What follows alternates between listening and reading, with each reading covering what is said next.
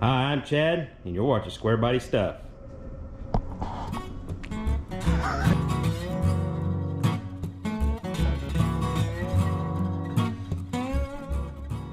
Well, that's obviously not Chad. I'm Chad. This is Jacob with Busted Grill Garage. I'm actually in his shop today. We're gonna be working on his Squarebody. What do you call this truck? We'll keep it PG and call it the Orange Lemon. The Orange Lemon. I'm sure he has other names for it, but we keep it PG on this channel. So, yeah, Jacob, you've seen him on the channel before. We're about 20 minutes apart. He wanted me to come over and help him get his truck running again. He had some coolant leaks on the intake manifold, and so he pulled the intake manifold, put new gaskets and everything. So he was wanting me to just be here and hang out and maybe do a little collab, as kids call it nowadays. And we'll get this thing, get the timing set and make sure everything's good, get the carburetor kind of adjusted, and just mainly just kind of hang out. But I'll have Jacob tell you a little bit about this truck. So what's the story on this truck? This is it's a 78 GMC, just a half-ton pickup, and bought this thing when I was right after I turned 15. I was just a couple months past 15. And the story on this truck, if you look on the firewall here, is a Canara yellow. Well, the whole truck was Canara yellow, and one of our local Ford dealerships actually held a ugly truck contest, and the winner or loser of the ugly truck contest had their truck sent down to a body shop close to us and repainted. Well, this thing won or lost, and that's how it ended up. Not even Chevrolet orange, just orange. And a couple years passed, and then I ended up with it, and I had a motor that was punched 60 thousandths over, that ran like it was pretty bad. So I pulled it out and put a I'm gonna say this like it's impressive, but it's a GM Performance 350 290 horse crate engine, and then I ended up putting a 4-inch lift on it, 35s, and we've since, actually here in just the last few weeks, we've put it back down to stock height. They're stock-ish, a little high still yet in the front, but and then what do they call those? PA6 was the code on the spid. those are the stylized wheels. The actually factory GM wheels. That could have been an option on this truck, but probably wasn't on this truck. You don't know. I don't think so. All right, so yeah, it's sitting just a little bit high in the front still yet. He's got rough country springs. That's the kit he had in it. And instead of going back with the factory springs, I suggested to him to take out the bottom 2 leaves of the rough country pack, which are sitting over on the floor, and see where it's set there, instead of going through the deal of trying to find some decent OEM springs. The original ones are gone or not. I don't know how I didn't keep them, but yeah. I didn't keep them. So that's why it sits a little high in the front still yet. These springs should settle a little bit more, and if he needs to, he can either take another leaf out, but also the plans are in the somewhat near future, under that cover is a 454. So is it the one you've been working on building? Okay. All that mess. Yeah, all that mess there. He's been working on building the 454, and of course a lot of these measuring tools look really similar. Really familiar with these measuring tools. They're mine. I loaned them to him so he can work on building this motor and not have to worry about spending money on tools, because that's how we do stuff in the car community. We help each other out, or at least try to. So what we're going to do now, I'm not going to really try to do much of a big how-to or anything like that. We may explain a few things along the way. Pretty much all we're going to be doing, I've already got how-to videos on that. So yeah, I'm not going to get in real depth. We're just going to be hanging out. Hopefully you guys enjoy that kind of show, because it's something a little different for this channel, because I'm not usually in anybody else's shop, and I'm usually by myself. So it's going to be kind of fun hanging out with Jacob in his garage and just doing a few things on his truck and seeing if we can get it running and timed and all that stuff. And before we get to it, what was your YouTube channel name again? Busted Grill Garage. Go hit that subscribe button on his channel. Go check him out. Of course, hit the subscribe button on my channel if you're not already subscribed. And don't forget to check out my merch link, squarebodystuff.shop. That dog is really annoying. Sorry, folks. Can't do nothing about the dog. Well, probably could, but they wouldn't like it. Squarebodystuff.shop. Go find some merchandise. We've got shirts, hats, stickers, and some patches. Yeah. So let's get to working on this old Squarebody. All right. Okay.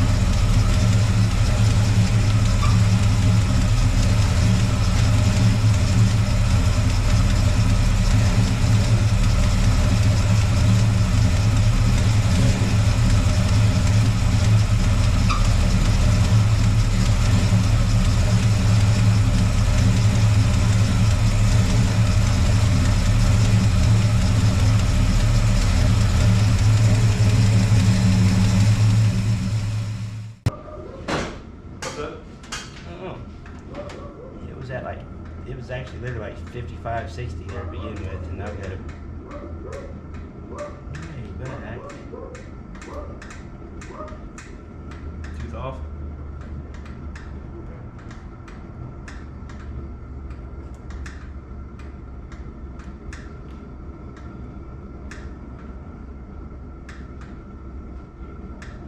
Well, it don't matter if your tooth off.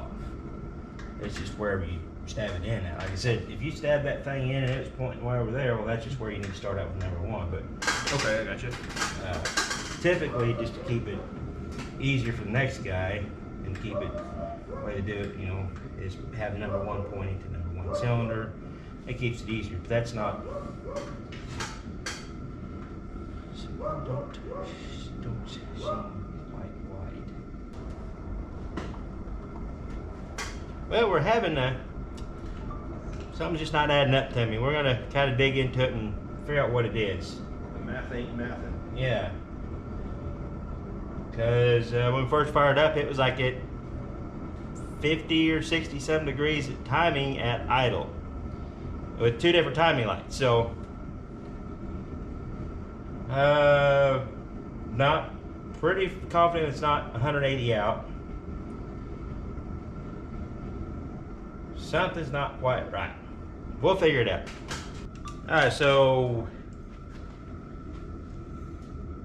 we were having some issues with the timing.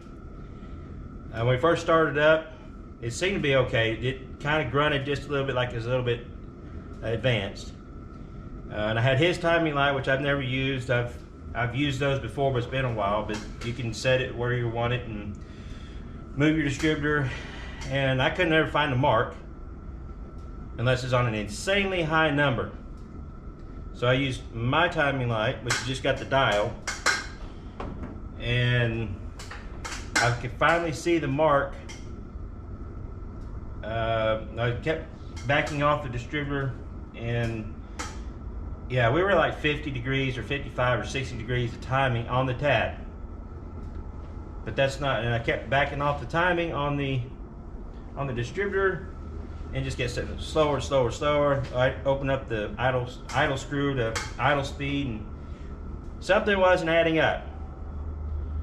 So, as a how-to part of this, if you have that issue, something doesn't seem right, stop, regroup, assess the situation, see what you got going on. So just to get a rough idea where we're at on top dead center and where that timing tab might be, you know, the balancer may have spun, or maybe the wrong balancer for the timing tab, or vice versa. So I like to use just a little straw for your brake parts cleaner, WD-40, whatever. Pull the number 1 spark plug out, hold it down in there, and you can kind of feel when it stops moving up between your fingers, that should be really close to top dead center. We looked at the timing tab, and the mark on the balancer was almost straight up, which some of these balancers on the small block Chevys had the timing tab in the middle of the timing cover. So I think it's got the wrong balancer or the wrong tab. But what we're going to do now is so we can get closer to the right timing, be able to time it with the timing light and get an idea where it's at. So we're going to pull the valve cover, watch the intake and exhaust valves, and when the intake valve just starts to open up right in the middle of that overlap, we should be at top dead center on number 1. Now it's not going to be 100% accurate. It's probably going to be 2 or 3 degrees off, but it'll get us in the ballpark. Really do it correctly, you need more tools than that. You can do it without pulling the head, but this will get us really, really close. We can make a mark on the balancer at 0, and then go back to setting the timing with the timing light, which for years I never had a timing light. I just set stuff by ear, drive it, see how it worked out. But now I like to have the numbers. I like to know where it's at. That way, if there's an issue on down the road, you can kind of see what's going on. So timing by ear, there's nothing wrong with that. Done it for years, but I like to have numbers. That way, you've got some sort of a scientific something to go by on down the road. Because if something changes, your engine starts running bad, you can put your timing light on there. If your timing is the same as it was last time, then you know that's not the issue. All right, we've got some noise in the background because we got to have some heaters going. It's not bad. See, it's about 50 degrees in here. It's not too bad, but it's about 20s outside. Way warmer than it has been the last few weeks, or last week. We were down in the negatives during the day earlier this week, so a lot better weather than we've had. But there's no sense in working while you're cold if you got heaters. But we just got a little noise for the cameras. But right now Jacob is pulling the valve cover off the driver's side so we can get an eyeball on the valves or the rocker arms to get a really close idea where we're at on top dead center. Alright, so what we're doing is Jacob's going to turn the engine over, which would be a whole lot easier if we pulled all the plugs out, but we're not going to do that. But we're going to watch the number 1 exhaust and intake valves, and whenever the exhaust valve is getting ready to close, the intake valve should start to open, and right in there in that overlap should be real close to top dead center on the number 1 cylinder. Yeah, we were real close because intake is just now open. So you're gonna have to go a whole revolution around.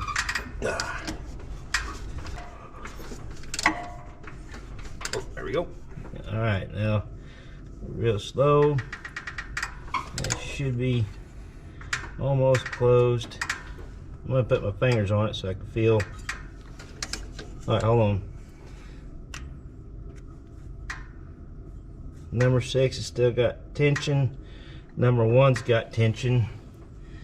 We should be real close.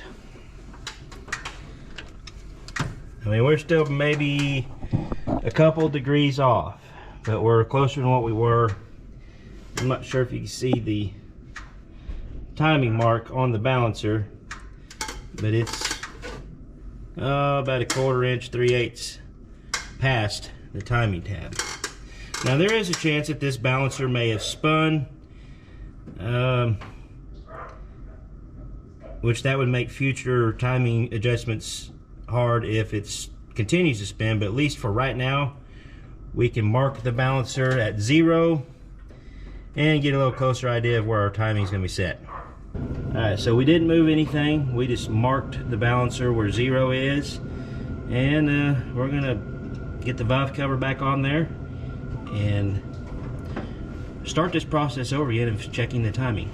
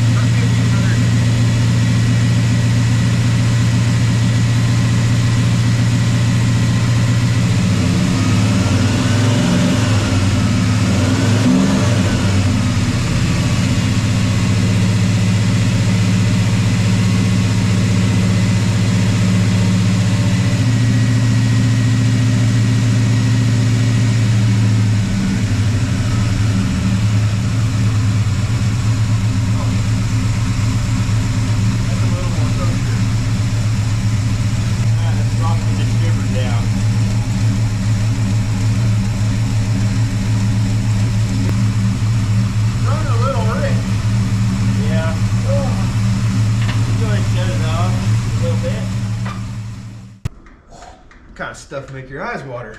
Yeah. Whew.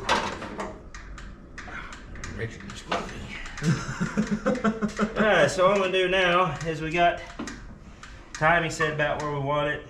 Hook the vacuum advance back up.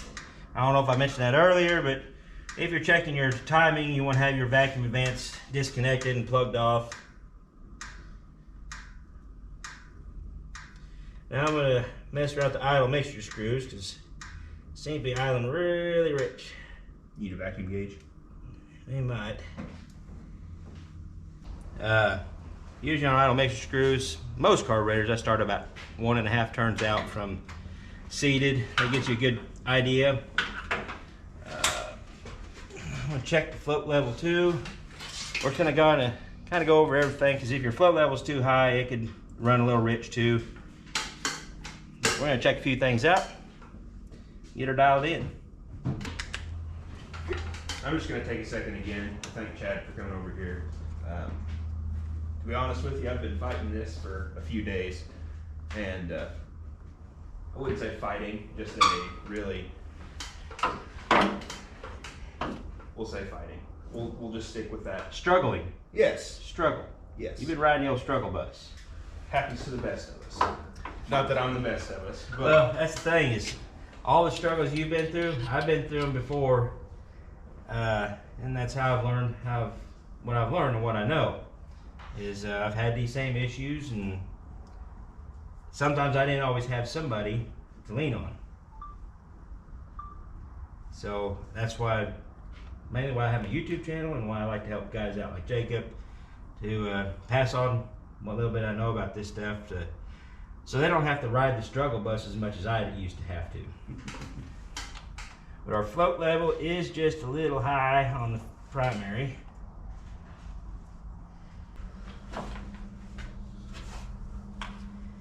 Yeah, this is not. I used to be able to do this a little lot easier. to fix the engine, you must first become the engine. Yeah.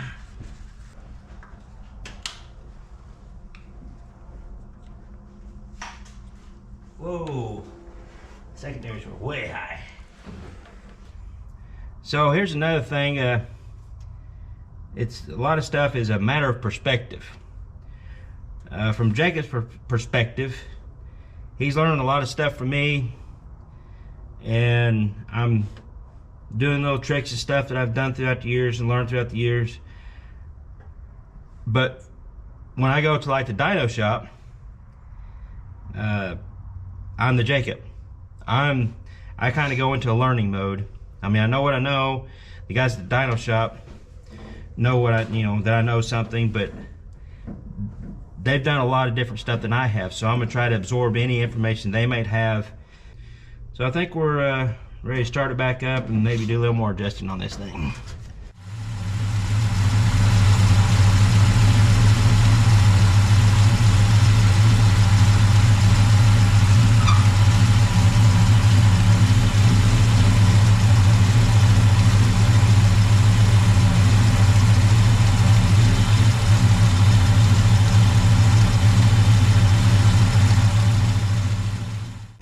Yeah, so what I'm doing now is pretty much got everything dialed in the best we can. I'm not gonna worry about doing any jet. Uh-oh, we got a light going. Dead.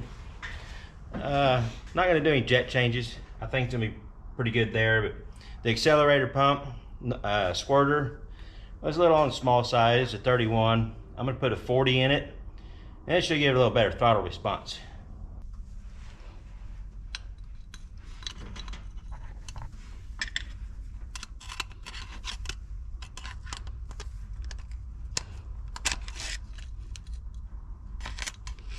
No. Whew.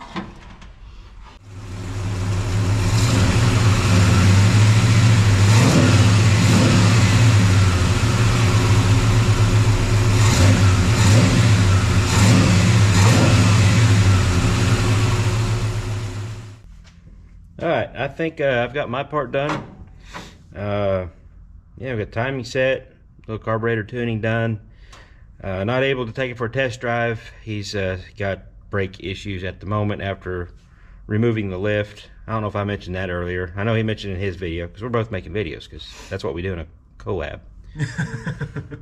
But right now he's only got front brakes, so we're not gonna take it for a test drive, but according to him, it is running the best it's ran ever.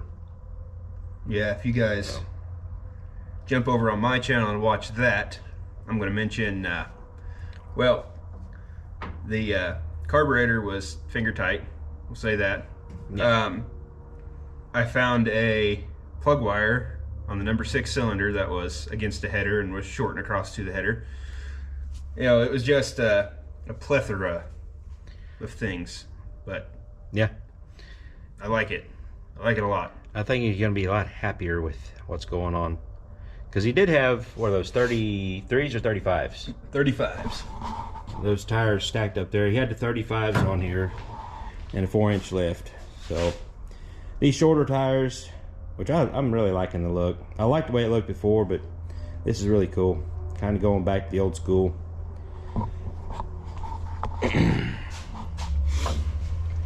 But it'd be hopefully be a better runner for him.